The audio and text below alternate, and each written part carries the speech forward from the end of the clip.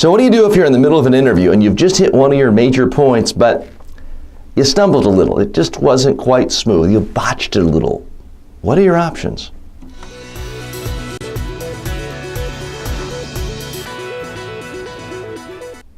So here's the situation. You're being interviewed by a television reporter. It's not live. It's going to be edited. It's going to be chopped up. Sound bites will be pulled out, as is the case of most TV interviews that aren't on live TV.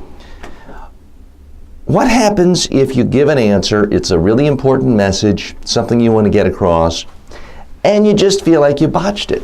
It didn't quite come out right. You maybe stumbled, maybe you jumbled one of the words. What do you do?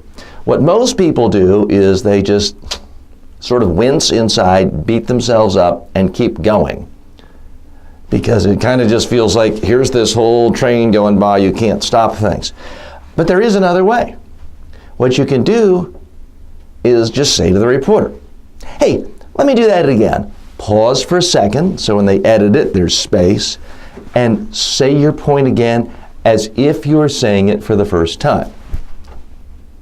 And 9 times out of 10, the reporter will appreciate it, and if they were going to quote either what you said before or after, they'll use the one you redid, because they want something that's better. They want something that's clear, said in a more articulate way. Now, this doesn't help you if you said something really stupid. Now, if you're a politician or major political figure, CEO of a huge company, and you said something ridiculous, this won't help that. I'm talking about just mundane issues, or an issue where there's no big controversy, but you're trying to get the point across better and you just didn't say it well the first time.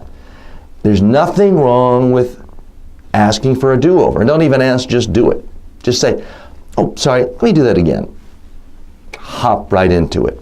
It's very unlikely that that could hurt you in any way, and it is highly likely that you get the message you wanted and the way you wanted it in the final story. So please keep that in mind as an option when you're doing TV interviews. This is yet another example of how doing media interviews is simply different from having a normal conversation or a briefing or a meeting. You typically wouldn't say that in a meeting with someone, but it's perfectly okay in a media interview.